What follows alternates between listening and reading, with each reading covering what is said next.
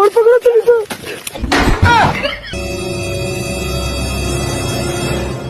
ए भैया एक मिनट रुको, ये बताइए देवरिया का नाम सुने हैं? हाँ, देवरिया सुने हैं। जैसे ना बड़ा रीस लगल है भैया, हमारे घरे झगड़ा कर ले रहा लोग चाचा से, तो हमके हमारे चाचा के मार दिल लोग बाहर रहनी, तो हम मार देने नहीं है भैया। देवरिया के पुलिस में पीछे पड़ल बा भैया, तनी ना पकड़ी वजह जा तनी तो चुरवा ली, चुरवा के धीरे से लेके चल जाए आगे। हमें पुलिस देखो अब संभार ले आप सब, पुलिस मिली तो आप संभार ले।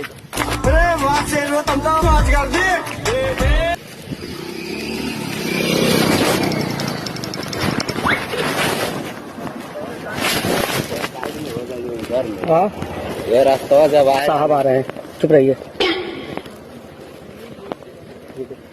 हम नहीं थे साहब, इनके पास है बंदूक, हमारे पास नहीं साहब। गोड़ पकड़ा चली तो। भैया वीडियो